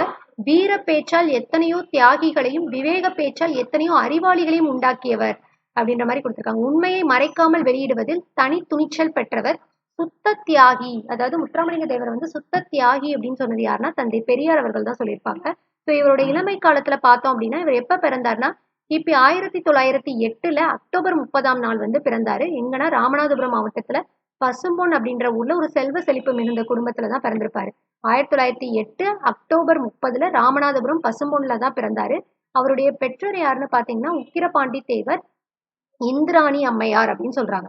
இவர் இளமையிலேயே வந்து அவங்க அம்மாவை இழந்துட்டனால ஒரு இஸ்லாமிய தாய் தான் இவருக்கு வந்து பாலூட்டி வளர்க்கப்பட்டார். இஸ்லாமிய தாயால தான் இவர் வந்து பாலூட்டி வளர்க்கப்பட்டார் அப்படின்னு சொல்றாங்க. இவர் வந்து தொடக்க கல்வியை வந்து கமுதியிலும், உயர்நிலை கல்வியை வந்து மதுரை பசுமலை பள்ளியிலும் ராமநாதபுரத்திலும் பயின்றார் அப்படின்னு சொல்றாங்க. இவர் உயர்நிலை பள்ளி வந்து ராமநாதபுரத்துல படிச்சுட்டு இருந்தப்பதான் அங்க பிளேக் நோய் வந்துரும். பிளேக் நோய் பரவுனதுனால படிப்பை வந்து பாதியிலே விட்டுட்டாரு அப்படின்ற மாதிரி சொல்லியிருப்பாங்க. அதுக்கப்புறம் நிறைய நூல்களை படித்து தமது அறிவையும் ஆற்றலையும் வந்து வளர்த்து கொண்டார் அப்படின்ற மாதிரி சொல்றாங்க. ஸோ பல்துறை ஆற்றல் அப்படின்னு பார்த்தோம்னா முத்துராமலிங்க தேவர் வந்து தமிழ் ஆங்கிலம் ஆகிய இரு மொழிகள்லையும் பார்த்தீங்கன்னா சொற்பொழிவு ஆற்றும் திறன் பெற்றிருந்தாராம். ஸோ தமிழ் ஆங்கிலம் ரெண்டுலையுமே வந்து இவர் பார்த்தீங்கன்னா சொற்பொழிவு ஆற்றும் திறன் பெற்றிருந்தார் அப்படின்னு சொல்றாங்க. அதே மாதிரி சிலம்பம், குதிரை ஏற்றம், துப்பாக்கி சுடுதல், ஜோதிடம், மருத்துவம் போன்ற பல துறைகளிலும் ஆற்றல் உடையவராக விளங்கினார் அப்படின்னு சொல்றாங்க. இவருக்கு என்னெல்லாம் தெரியும்னா சிலம்பம் தெரியும், குதிரை ஏற்றம், துப்பாக்கி சுடுதல், ஜோதிடம், மருத்துவம் போன்ற பல துறைகள்ல வந்து ஆற்றல் உடையவரா இருந்தாரு. இவர் இளமையிலே வந்து அரசியலில் ஆர்வம் கொண்டிருந்தார் அப்படின்னு சொல்றாங்க. அதுக்கப்புறம் விடுதலை போராட்டத்தில் இவரோட பங்கு பார்த்தோம் அப்படின்னா விடுதலை போராட்டத்துல வந்து தீவிரமா பங்கேற்றாரு. தம் பேச்சால ஆங்கில ஆட்சிக்கு எதிராக வந்து இது பண்ணாரு. இவருக்கு வந்து என்ன கொண்டு வந்தாங்க அப்படின்னு பாத்தீங்கன்னா வாய்ப்பூட்டு சட்டம் கொண்டு வந்திருப்பாங்க. ஸோ வாய்ப்பூட்டு சட்டம் மூலம் மேடைகளில் அரசியல் பேசக்கூடாது அப்படின்னு அவருக்கு தடை விதித்திருந்தாங்க. வட இந்தியால வாய்ப்பூட்டு சட்டத்தின் படி பேச தடை விதிக்கப்பட்ட தலைவர் யாரு அப்படின்னா பாலகங்காதர திலகர். அதே மாதிரி தென்னாட்டுல இவருக்கு வந்து என்ன பண்ணியிருந்தாங்க அப்படின்னா வாய்ப்பூட்டு சட்டம் கொடுத்து போட்டிருந்தாங்க. அப்புறம் வந்து இவரது விடுதலை வேட்கையை பார்த்து தேசம் காத்த செம்மல் அப்படின்னு இவரை சொன்னது யாருன்னா திருவிக்கா தான் வந்து என்ன பண்ணிருப்பாரு அப்படின்னா முத்துராமலிங்க தேவரை தேசம் காத்த செம்மல் அப்படின்னு பாராட்டியிருப்பாரு. 1936ஆம் ஆண்டு நடைபெற்ற தேர்தல்ல விருதுநகரில் போட்டியிட்ட பெருந்தலைவர் காமராஜர் வந்து முன் வந்தார். விருதுநகரில் போட்டியிடுறதுக்கு பெருந்தலைவர் காமராஜர் முன் வந்தார். நகராட்சிக்கு வரி செலுத்தியவர்கள் மட்டுமே தேர்தலில் போட்டியிட முடியும் என்னும் நிலை இருந்தது. எனவே முத்துராமலிங்க தேவர் ஒரு ஆட்டுக்குட்டியை வாங்கி காமராஜர் பெயரில் வரி கட்டி அவரை தேர்தலில் போட்டியிட வைத்தார் அப்படின்னு சொல்றாங்க. ஸோ 36 தேர்தல் நடந்தது. அப்ப விருதுநகர்ல வந்து பெருந்தலைவர் காமராஜர் வந்து போட்டியிடுறதுக்கு முன் வந்திருப்பாரு. அப்ப நகராட்சிக்கு வரி செலுத்தியவர்கள் மட்டும்தான் போட்டியிட முடியும் அப்படின்ற சொன்னதுனால முத்துராமலிங்க தேவர் வந்து ஒரு ஆட்டுக்குட்டியை வாங்கி காமராஜர் பெயர்ல வரி கட்டி அவரை வந்து தேர்தல்ல போட்டியிட வைத்தார் அப்படின்னு சொல்றாங்க. நேதாஜியுடன் தொடர்பு அப்படின்னு பார்த்தோம்னா வங்கச்சிங்கம் அப்படின்னு அழைக்கப்படுறது வந்து பாத்தீங்கன்னா நேதாஜி சுபாஷ் சந்திர போஸ் தான் வங்கச்சிங்கம் அப்படின்னு சொல்லுவாங்க. ஸோ முத்துராமலிங்க தேவரோட அரசியல் குரு யாரு அப்படின்னா நேதாஜி தான். முத்துராமலிங்க தேவருக்கு அரசியல் குருவாக இருந்தது யாரு அப்படின்னு பாத்தீங்கன்னா நேதாஜி தான். ஸோ முத்துராமலிங்க தேவரோட அழைப்பை ஏற்றுதான் அவர் வந்து கிபி 1936ஆம் ஆண்டு செப்டம்பர் மாதம் 6ஆம் நாள் வந்து நேதாஜி மதுரைக்கு வந்தார் அப்படின்ற மாதிரி சொல்றாங்க. 1939 வந்து செப்டம்பர் 6ல வந்து நேதாஜி மதுரைக்கு வந்தார். நேதாஜி தொடங்கிய இந்திய தேசிய ராணுவத்துல வந்து முத்துராமலிங்க தேவரின் முயற்சியால ஏராளமான தமிழர்கள் வந்து இணைந்தனர் அப்படின்னு சொல்றாங்க. அதே மாதிரி விடுதலைக்கு பின்னாடி வந்து நேதாஜி அப்படின்ற ஒரு வார இதழையும் நடத்திட்டு வந்தாராம். முத்துராமலிங்க தேவர் வந்து விடுதலைக்கு பின் நேதாஜி அப்படின்ற வார இதழை வந்து நடத்திட்டு வந்தாரு அப்படின்னு சொல்றாங்க. பேச்சாற்றல் அப்படின்னு பார்த்தோம்னா தமது பேச்சாற்றலால் அனைவரையும் கவர்ந்தவர் முத்துராமலிங்க தேவர் அப்படின்னு சொல்றாங்க. இவர் முதல்ல வந்து எங்க பேசினாரு அப்படின்னா விவேகானந்தரின் பெருமை அப்படின்ற தலைப்புல 3 மணி நேரமா சாயல்குடியில பேசியிருப்பாரு. முதல்ல இவர் பேசின கூட்டம் வந்து சாயல்குடி தான். விவேகானந்தரின் பெருமை அப்படின்ற தலைப்புல 3 மணி நேரம் பேசியிருப்பாரு. ஸோ அந்த கூட்டத்துல பாத்தீங்கன்னா பெருந்தலைவர் காமராஜரும் இருந்தாராம். இது போன்ற ஒரு பேச்சை இதுவரை நான் கேட்டதில்லை. முத்துராமலிங்க தேவரின் பேச்சு வந்து வீரமிக்க பேச்சு, விடுதலை போருக்கு மிகவும் உதவும் அப்படின்ற மாதிரி காமராஜர் சொல்லியிருப்பாரு. மேலும் பல தலைவர்கள் வந்து முத்துராமலிங்க தேவரோட பேச்சாற்றலை வந்து பாராட்டியிருப்பாங்க. தென்னாட்டு சிங்கம் என்று தேவரை சொல்வார்களே அது சால பொருந்தும் என அவரது தோற்றத்தை பார்த்த உடனேயே நினைத்தேன். அவர் பேசத் தொடங்கியதும் சிங்கத்தின் முழக்கம் போலவே இருந்தது அப்படின்னு அறிஞர் அண்ணாவும் சொல்லியிருக்காரு அவரை. ஸோ அவர் பேசத் தொடங்கியுமே தென்னாட்டு சிங்கம்னு தேவரை சொல்றாங்க. அது அவருக்கு சால பொருந்தும். அவரது தோற்றத்தை பார்த்த உடனே நினைத்தேன். அவர் பேசத் தொடங்கியுமே வந்து சிங்கத்தின் முழக்கம் போலவே இருந்தது அப்படின்னு அறிஞர் அண்ணா சொல்லியிருக்காரு. முத்துராமலிங்க தேவர் பேச்சு உள்ளத்திலிருந்து வெளிவருகிறது, உதடுகளில் இருந்து அல்ல. உள்ளத்தால் எதிலும் பற்றற்று உண்மையென பட்டதை மறைக்காமல் அப்படியே பேசிவிடுவது அவரது வழக்கம் அப்படின்னு சொல்லிட்டு மூதறிஞர் ராஜாஜியும் பாராட்டியிருக்காரு. ஸோ பாராளுமன்றத்துல வந்து இவர் ஆங்கிலத்துல வந்து பேசிய பேச்சு வெள்ளையர் காலத்திலேயே விட்டல் பாய், வல்லபாய் படேல் போன்ற மேதைகள் பேசிய பேச்சு மாதிரியே இருந்தது அப்படின்னு வட இந்திய இதழ்கள் எல்லாமே இவரை வந்து பாராட்டியிருக்கு. ஸோ வட இந்திய இதழ்கள் எல்லாமே இவர் வந்து ஆங்கிலத்துல பேசிய பேச்சு வந்து பாராளுமன்றத்துல ஆங்கிலத்துல பேசிய பேச்சு விட்டல் பாய், வல்லபாய் படேல் போன்ற மேதைகள் பேசின பேச்சு மாதிரியே இருந்தது அப்படின்ற மாதிரி பாராட்டியிருக்காங்க. அவர் சட்டமன்ற உறுப்பினராக இருந்தபோது சட்டமன்றத்தில் ஆற்றிய உரைகளை வந்து அனைவரும் பாராட்டினர் அப்படின்ற மாதிரி சொல்றாங்க. சோ இவர் பாத்தீங்கன்னா பசும்பொன்னில் உள்ள முத்துராமலிங்க தேவர் நினைவிடத்தில் அவர் தோன்றி மறைந்த அக்டோபர் 30ஆம் நாள் வந்து தமிழக அரசின் சார்பில் அரசு விழா எடுக்கப்படுகிறது. ஒவ்வொரு வருஷமும் பாத்தீங்கன்னா அவர் வந்து பிறந்தது மறைந்தது ரெண்டுமே வந்து அக்டோபர் 30ஆம் நாள் தான். சோ அன்னைக்கு வந்து தமிழக அரசின் சார்பில் அரசு விழா எடுக்கப்படுகிறது அப்படின்னு சொல்றாங்க. தமிழக சட்டமன்றத்துல அவரது திருவுருவப்படம் திறந்து வைக்கப்பட்டுள்ளது. தமிழக சட்டமன்றத்துல அவரோட திருவுருவப்படம் இருக்கு. அதே மாதிரி சென்னையில் அரசு சார்பாக அவருக்கு வந்து சிலை அமைக்கப்பட்டுள்ளது அப்படின்னு சொல்றாங்க. இந்திய நாடாளுமன்ற வளாகத்திலும் அவருக்கு வந்து சிலை வச்சிருக்காங்க. இந்திய அரசால 1995 தான் இவருக்கு வந்து தபால் தலை வெளியிடப்பட்டது அப்படின்னு சொல்றாங்க. அப்புறம் தேர்தல் வெற்றிகள் அப்படின்னு பார்த்தோம்னா மக்கள் பேராதரவு பெற்ற தலைவராக விளங்கியவர் பசும்பொன் முத்துராமலிங்க தேவர். இவர் வந்து 1937 நடைபெற்ற சட்டமன்ற தேர்தல்ல ராமநாதபுர அரசர் சண்முக ராஜேஸ்வர சேதுபதியை எதிர்த்து போட்டியிட்டு வெற்றி பெற்றார். 37 தேர்தல் ஃபர்ஸ்ட் நடந்திருக்கும். 37 நடைபெற்ற சட்டமன்ற தேர்தல்ல ராமநாதபுர அரசர் சண்முக ராஜேஸ்வர சேதுபதியை எதிர்த்து போட்டியிட்டு வெற்றி பெற்றார் அப்படின்னு சொல்றாங்க. அப்போது லண்டனில் பாரிஸ்டருக்கு படித்து வந்த தோழர் கே.டி.கே. தங்கமணி இந்திய தேர்தலில் ராமநாதபுரம் மன்னரை எதிர்த்து போட்டியிட்ட தேவர் அவர்களின் வெற்றியையும் பொப்பிலி அரசரை எதிர்த்து போட்டியிட்ட வி.வி. கிரி அவர்களின் வெற்றியுமே இந்திய மாணவர்கள் எதிர்பார்த்திருந்தோம் அப்படின்னு சொல்லிட்டு கே.டி.கே. வந்து சொல்லியிருப்பாரு. சோ அதுக்கப்புறம் பாத்தீங்கன்னா 1946ல அவர் போட்டியின்றி வெற்றி பெற்றார் அப்படின்னு சொல்றாங்க. அப்புறம் 1952, 57 ஆகிய ஆண்டுகள்ல வந்து நடந்த சட்டமன்ற நாடாளுமன்ற தேர்தல்கள்ல போட்டியிட்டு ரெண்டுலயுமே வெற்றி பெற்றிருப்பாரு. 1952, 57 ரெண்டுலயுமே சட்டமன்ற நாடாளுமன்ற தேர்தல் ரெண்டுலயுமே வெற்றி பெற்றிருப்பாரு.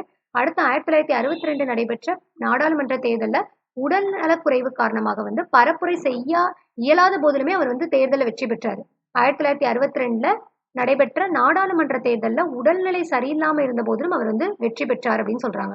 அடுத்து குற்றப்பரம்பரை சட்ட எதிர்ப்பு மாநாடு. சோ ஆங்கில ஆட்சியில வந்து மக்களை ஒடுக்குவதற்காக கொண்டு வரப்பட்ட சட்டம் தான் வந்து குற்றப்பரம்பரை சட்டம். பிறப்பாலேயே வந்து ஒருவரை குற்றவாளியாக கருதும் அச்சட்டத்தை நீக்குவதற்காக இவர் வந்து மக்களை எல்லாம் வந்து திரட்டி போராடினாரு அப்படின்னு சொல்றாங்க. 1934ஆம் ஆண்டு மே 12, 13 ஆகிய தேதிகள்ல கமுதியில் குற்றப்பரம்பரை சட்ட எதிர்ப்பு மாநாட்டை நடத்தினார். சோ கமுதியில இவர் வந்து குற்றப்பரம்பரை சட்ட எதிர்ப்பு மாநாடு எப்ப நடைபெற்றது அப்படின்னா 1934 மே 12, 13ல 1934 மே 12, 13ல தான் வந்து குற்றப்பரம்பரை எதிர்ப்பு சட்ட மாநாடு நடைபெற்றது. தொடர் போராட்டத்தினால 1948ல பாத்தீங்கன்னா இச்சட்டம் வந்து நீக்கப்பட்டது அப்படின்னு சொல்றாங்க. அப்புறம் ஆலய நுழைவு போராட்டம். ஸோ இது வந்து பாத்தீங்கன்னா மதுரை மீனாட்சி அம்மன் கோயிலுக்குள்ள போறதுக்கு ஒரு சாரருக்கு வந்து தடை விதித்திருந்தது. ஸோ அதை வந்து எதிர்த்து 1939ஆம் ஆண்டு ஜூலை 8ஆம் நாள் 1939 ஜூலை 8ல வந்து மதுரை வைத்தியநாத ஐயர் கோவில் நுழைவு போராட்டம் வந்து நடத்த திட்டமிட்டாரு. ஸோ அப்ப அங்க இருந்த அர்ச்சகர்கள் எல்லாமே அதை எதிர்த்து ஆலய பணியை வந்து புறக்கணித்தனர் அப்படின்னு சொல்றாங்க. தேவர் என்ன பண்ணார்னா திருச்சுழியில் இருந்த அர்ச்சகர்களை வந்து இருவரை அழைத்து வந்து அந்த ஆலய நுழைவு போராட்டத்தை வெற்றி பெற செய்தார் அப்படின்னு சொல்றாங்க. சோ முத்துராமலிங்க தேவரோட சிறப்பு பெயர்கள் என்னெல்லாம் இருக்கு அப்படின்னு பார்த்தோம்னா தேசம் காத்த செம்மல் அப்படின்னு சொல்றாங்க. அதுக்கப்புறம் வித்யா பாஸ்கர், பிரணவ கேசரி, சன்மார்க்க சண்டமாருதம், இந்து புத்த சமய மேதை. இது எல்லாமே பாத்தீங்கன்னா முத்துராமலிங்க தேவரோட சிறப்பு பெயர்கள் அப்படின்னு சொல்றாங்க. விவசாயிகளின் தோழரா இருந்திருக்காரு. ஜமீன் விவசாயிகள் சங்கம் ஏற்படுத்தி விவசாயிகள் துயர் துடைக்க பாடுபட்டார் அப்படின்னு சொல்றாங்க. இவர் ஏற்படுத்தின சங்கம் தான் ஜமீன் விவசாயிகள் சங்கம் அப்படின்னு சொல்றாங்க. உழுபவர்களுக்கே நிலம் என்றார். தமக்கு சொந்தமாக 32.5 சிற்றூர்களில் இருந்த விளைநிலங்களை வந்து குத்தகை இல்லாமல் உழுபவருக்கு பங்கிட்டு கொடுத்தார். அவருக்கு சொந்தமான 32.5 சிற்றூர்கள்ல இருந்த விளைநிலங்களையும் வந்து குத்தகை இல்லாமலே உழுபவருக்கு வந்து பங்கிட்டு கொடுத்தார் அப்படின்னு சொல்றாங்க. சோ அதையும் வந்து ஒடுக்கப்பட்ட மக்களுக்கு அளித்து மகிழ்ந்தார் அப்படின்னு சொல்றாங்க. அப்புறம் கூட்டுறவு சிந்தனையாளர் அப்படின்னு பார்க்கும்போது சோ கமுதியில வியாபாரிகள் விவசாய உற்பத்தி பொருட்களை வந்து குறைந்த விலைக்கு வாங்கியதால விவசாயிகள் எல்லாம் பாதிக்கப்பட்டு வராங்க அப்படின்னு பார்த்து இவர் வந்து பாரத மாதா கூட்டுறவு பண்டக சாலை அப்படின்னு சொல்லிட்டு ஒரு சாலை வந்து ஏற்படுத்தியிருப்பார், ஒரு அமைப்பை ஏற்படுத்தியிருப்பார். பாரத மாதா கூட்டுறவு பண்டக சாலை ஏற்படுத்தி விவசாயிகளோட விளைபொருட்களுக்கு சரியான விலை கிடைக்க செய்தார். ஸோ தொழிலாளர் தலைவர், அதாவது 1938 காலகட்டத்துல வந்து மதுரையில் 23 தொழிலாளர் சங்கங்களின் தலைவராக தேவர் திகழ்ந்தார் அப்படின்னு சொல்றாங்க. 1938ல வந்து மதுரையில 23 தொழிலாளர் சங்கங்களின் தலைவரா தேவர் இருந்திருக்காரு. மதுரையிலிருந்து நூற்பா ஆலை ஒன்றில் வேலை செய்த தொழிலாளர்களின் உரிமைக்காக தோழர் ப. ஜீவானந்தத்துடன் இணைந்து 1938ஆம் ஆண்டு போராட்டம் நடத்தினார். ஸோ இவர் வந்து ஜீவானந்தத்துடன் இணைந்து 1938ல வந்து நூற்பாலை போராட்டம் மதுரையில வந்து நடத்தியிருப்பாரு. இதனால வந்து 7 மாதம் இவர் சிறை தண்டனை பெற்றாராம். அதே மாதிரி உழவர்களின் நலன் காக்க ராஜபாளையத்தில் மிகப்பெரிய அளவிலான மாநாடு ஒன்றையும் நடத்தினார் அப்படின்னு சொல்றாங்க. பெண் தொழிலாளர்களுக்கு வந்து மகப்பேறு காலத்துல ஊதியத்துடன் கூடிய விடுப்பு வேண்டும் அப்படின்னு சொல்லி இவர் போராடினாரு. சிறைவாசம் அப்படின்னு பார்த்தோம்னா சுதந்திர போராட்டத்துல இவர் மிக தீவிரமாக ஈடுபட்டதுனால இவர் நிறைய சிறைகள் இருந்திருக்காரு. அலிப்பூர் சிறை, அமராவதி, தாமோ, கல்கத்தா, சென்னை, வேலூர் போன்ற சிறைகள்ல வந்து சிறை வைக்கப்பட்டிருந்தாராம். 2ஆம் உலகப் போர் சமயத்துல வந்து மத்திய பிரதேசத்தின் தாமோ என்ற நகர்ல வந்து இவர் வந்து இராணுவ சிறையில் அடைக்கப்பட்டு போர் முடிந்த பிறகுதான் இவர் வந்து விடுதலை செய்யப்பட்டார் அப்படின்னு சொல்றாங்க. சோ அதே மாதிரி பசும்பொன் முத்துராமலிங்க தேவர் வந்து மண்ணுலகில் வாழ்ந்த நாட்கள் வந்து 20,075 நாட்கள் வாழ்ந்திருக்காரு. இதுல சுதந்திர போராட்டத்துக்காக சிறையில் கழித்த நாட்கள் அப்படின்னு பாத்தீங்கன்னா 4,000 நாட்கள் சிறையில இருந்திருக்காரு. தன் வாழ்நாள்ல 1/5 பங்கினை வந்து சிறையில் கழித்த தியாக செம்மல் அப்படின்னு சொல்றாங்க. சோ பெண்களை தெய்வமாக மதித்து போற்றியவர் அப்படின்னு சொல்றாங்க. அதாவது தேவர் வந்து 1936, 1955 ஆகிய ஆண்டுகள்ல வந்து 2 முறை பர்மா சென்றிருந்தாராம். அப்ப பர்மால வந்து புத்த பிட்சுகளில் உயர்ந்தவர்களுக்கு என்ன பண்ணுவாங்கன்னா பெண்கள் தங்கள் கூந்தலை வந்து நடைபாதையாக விரித்து வரவேற்பு அளிப்பது வழக்கம். தேவர் சென்றிருந்த போது வந்து பாத்தீங்கன்னா அவருக்கும் அத்தகைய வரவேற்பு அளிக்க முன் வந்தாங்களாம். அது வந்து பெண்களை இழிவுபடுத்துவதாக உள்ளது அப்படின்னு சொல்லி தேவர் வந்து அதை ஏற்க மறுத்தார் அப்படின்ற மாதிரி கொடுத்திருக்காங்க. நாடு போற்றும் நன்மகன் அப்படின்னு சொல்றாங்க. பொது தொண்டுக்கு இடையூறாக இருக்கும் என கருதி இவர் வந்து திருமணம் செய்து கொள்ளாமலே தியாக வாழ்வு வாழ்ந்தவர் தான் முத்துராமலிங்க தேவர் அப்படின்னு சொல்றாங்க. அதுக்கப்புறம் பாத்தீங்கன்னா இவரை வந்து விவேகானந்தரின் தூதராக, நேதாஜியின் தளபதியாக, சத்தியசீலராக, முருக பக்தராக, ஆன்மீக புத்தராக, தமிழ் பாடும் சித்தராக, தென்பாண்டி சீமையின் முடிசூடா மன்னராக, நீதி வலுவா நேர்மையாளராக, புலமையில் கபிலராக, வலிமையில் கரிகாலனாக, கொடையில் கர்ணனாக, பக்தியில் பரமவம்சராக, இந்திய தாயின் நன்மகனாக விளங்கினார் அப்படின்ற மாதிரி சொல்லியிருப்பாங்க. இவர் வந்து எப்ப இறந்தார் அப்படின்னு பாத்தீங்கன்னா கிபி 1963ஆம் ஆண்டு அக்டோபர் 30ஆம் நாள் 1963 அக்டோபர் 30ஆம் நாள் இறந்திருப்பாரு. பிறந்தது 1908 அக்டோபர் 30.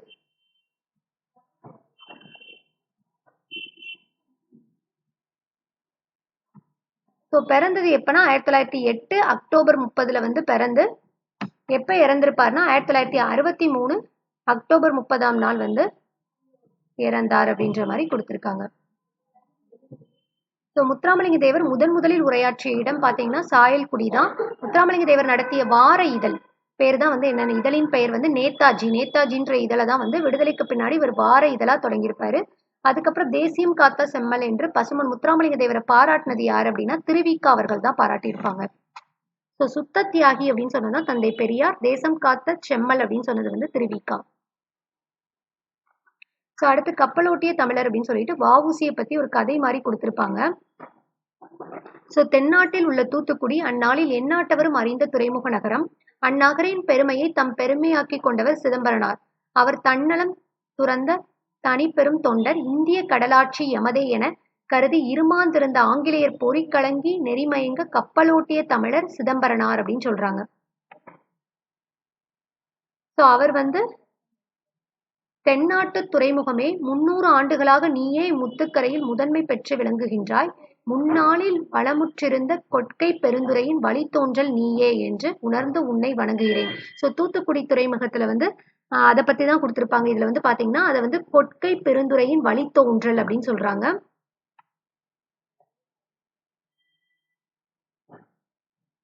ஸோ வசையொழிய வாழ்வாரே வாழ்வார் அப்படின்னு வந்து வள்ளுவர் தான் சொல்லியிருக்காரு. திருவள்ளுவர் தான் திருக்குறள்ல வந்து வரும். வசையொழிய வாழ்வாரே வாழ்வார் அப்படின்னு வந்து திருவள்ளுவர் தான் சொல்லியிருக்காரு. ஸோ தூத்துக்குடியில பாத்தீங்கன்னா சுதேச கப்பல் கம்பெனி ஒன்று உருவாயிற்று. பாரத நாட்டு சுதேச கப்பல் கம்பெனி ஒன்றை வந்து உருவாக்கியிருப்பாங்க. அப்புறம் பாரத நாட்டு செல்வரும் அறிஞரும் அந்த கம்பெனியில் பங்கு கொண்டார்கள். பழங்கால பாண்டியரை போல் மதுரை மாநகரிலே தமிழ் சங்கம் அமைத்து புலவர் பாடும் புகழ் உடையவராய் விளங்கிய பாண்டித்துறையார் கம்பெனியின் தலைவர். ஸோ இந்த சுதேச கப்பல் கம்பெனியோட தலைவரா இருந்தது யாரு அப்படின்னு பாத்தீங்கன்னா பாண்டித்துறையார் அப்படின்னு சொல்றாங்க. ஸோ அதோட செயலாளராக இருந்ததுதான் யாரு அப்படின்னா வஉசி அவர்கள். கம்பெனியார் வாங்கிய சுதேசி கப்பல் உன் துறைமுகத்தை வந்தடைந்தது. வெள்ளோட்டம் பார்ப்பதற்காக அக்கப்பல் வந்து தூத்துக்குடியிலிருந்து கொழும்புக்கு போயிருக்கும். வெள்ளோட்டம் பார்ப்பதற்காக எங்க இருந்து எங்க போயிருக்கும் அப்படின்னா தூத்துக்குடியிலிருந்து கொழும்பு துறையை நோக்கி புறப்பட்ட நாள்ல வந்து இன்ப வெள்ளம் வந்து என் உள்ளத்திலே பொங்கியது அப்படின்ற மாதிரி சொல்லியிருக்காங்க. சொல்லியிருப்பாரு ஆக்சுவலா வஉசியே.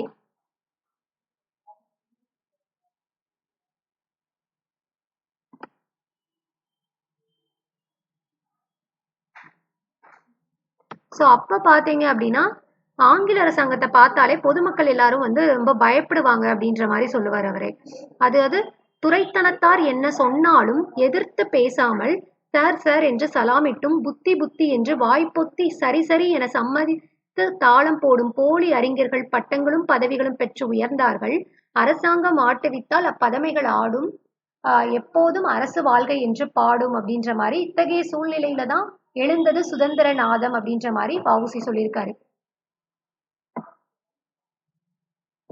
வந்தே மாதரம் என்ற சுதேச மந்திரம் வங்க நாட்டிலே பிறந்தது, காட்டுக்கணல் போல் எங்கும் பரவிற்று, சுதந்திரம் எனது பிறப்புரிமை, அதனை அடைந்தே தீர்வேன் அப்படின்னு சொன்னது யாருன்னா வடநாட்டிலே மார்தட்டி நின்றார் மராட்டிய வீரர். அது யார் அப்படின்னு பாத்தீங்கன்னா திலகர் தான் சொல்லியிருப்பாரு. பாலகங்காதர திலகர் தான் சொல்லியிருப்பாரு, சுதந்திரம் எனது பிறப்புரிமை, அதனை அடைந்தே தீருவேன் அப்படின்னு சொல்லிட்டு.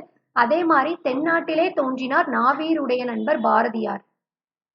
அவர் என்ன சொல்லியிருப்பார்னா வந்தே மாதரம் என்போம், எங்கள் மாநில தாயை வணங்குவதும் என்போம் அப்படின்ற மாதிரி சொல்லியிருப்பாரு.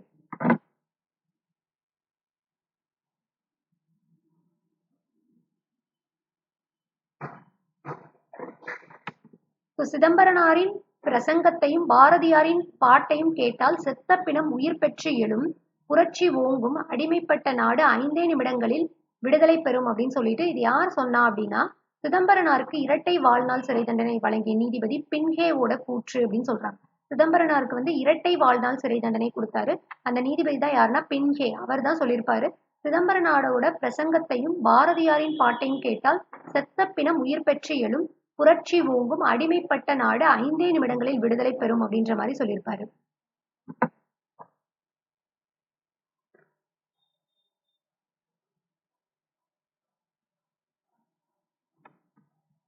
இவருக்கு பாத்தீங்க அப்படின்னா வெள்ளையர் கோர்ட்டிலே குற்ற விசாரணை விறுவிறுப்பாக நடந்தது. இரட்டை தீவாந்திர தண்டனைக்கு எனக்கு விதிக்கப்பட்டது, அப்பீல் கோர்ட்டிலே சிறை தண்டனையாக மாறிற்று அப்படின்றாரு. இவர் வந்து 6 ஆண்டு கோவை சிறைச்சாலையிலும் கண்ணனூர் சிறைச்சாலையிலும் கொடும்பணி செய்தேன் அப்படின்னு சொல்றாரு. என் உடல் சலித்தது, ஆயினும் உள்ளம் ஒரு நாளும் தளர்ந்ததில்லை. சிறைச்சாலையை தவச்சாலையாக நான் கருதினேன். கை வருத்த மெய் வருத்த செய்த பணிகள் எல்லாம் தாய்நாட்டின் விடுதலைக்காக புரிந்த அருந்தவம் என எண்ணி உள்ளம் மகிழ்ந்தேன் அப்படின்ற மாதிரி சொல்லியிருக்காரு.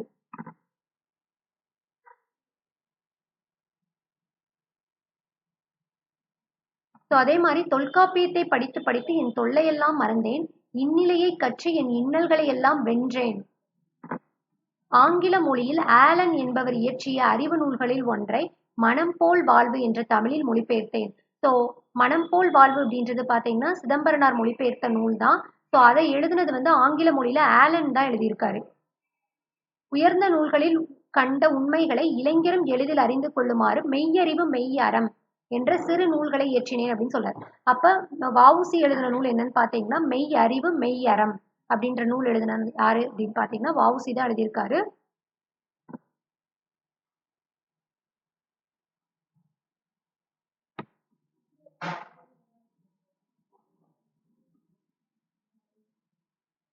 ஸோ இந்த கதை பார்த்தீங்க அப்படின்னா ராபி சேதுபிள்ளை தமிழ் அறிஞர், எழுத்தாளர், வழக்குரைஞர், மேடை பேச்சாளர் என பன்முகத்திறன் பெற்றவர். இவரை சொல்லின் செல்வர் என போற்றுவர். இதை எழுதினது யாரு அப்படின்னு பாத்தீங்கன்னா இது வந்து வஉ சிதம்பரனார் பேசுவதாக அமைந்துள்ள இந்த பாடப்பகுதி பாத்தீங்கன்னா கடற்கரையினிலே அப்படின்ற நூல்ல இருந்து எடுத்திருக்காங்க. இந்த கடற்கரையினிலே அப்படின்ற நூலை எழுதினது ராபி சேதுபிள்ளை தான் எழுதியிருக்காரு. ஸோ கடற்கரையினிலே அப்படின்ற நூல்ல இருந்து தான் வஉ சிதம்பரனார் பேசுவதாக அமைந்த இந்த நூல் இந்த பாடத்தை வந்து எடுத்திருக்காங்க. ஸோ கடற்கரையினிலே அப்படின்ற நூல் எழுதினது வந்து ராபி சேதுபிள்ளை தான். ராபி சேதுபிள்ளை பார்த்தீங்கன்னா தமிழ் அறிஞர், எழுத்தாளர், வழக்கறிஞர், மேடை பேச்சாளர் என பன்முகத்திறன் கொண்டவர் அப்படின்றாங்க. சொல்லின் செல்வர் என போற்றப்படுபவர் வந்து ராபி சே தான். சொல்லின் செல்வன் அப்படின்னா அனுமன் அப்படின்னு சொல்லுவாங்க. சொல்லின் செல்வர் அப்படின்னா ராபி சே. செய்யுளுக்கே உரிய எதுகை மோனை போன்றவற்றை வந்து உரைநடைக்குள் கொண்டு வந்தவர் இவர் தானா. ஸோ செயலுக்கே உரியதுதான் எதுகை மோனை, அதை வந்து உரைநடைக்குள்ள கொண்டு வந்தவர் வந்து ராபி சே தான். ஸோ இவர் எழுதின தமிழ் இன்பம் அப்படின்ற நூலுக்கு தான் சாகித்ய அகாடமி வந்து விருது கொடுத்துருக்காங்க. ஸோ இந்திய அரசோட சாகித்ய அகாடமி விருது பெற்ற முதல் நூல் வந்து எது அப்படின்னு பார்த்தோம்னா தமிழ் இன்பம், ராபி சே எழுதின தமிழ் இன்பம் அப்படின்ற நூல் தான். அதே மாதிரி இவர் வேற என்ன நூலா எழுதியிருக்காருன்னா ஆற்றங்கரையினிலே, கடற்கரையினிலே, தமிழ் விருந்து, தமிழகம் ஊரும் பேரும், மேடை பேச்சு போன்ற பல நூல்களை வந்து இவர் எழுதியிருக்காரு.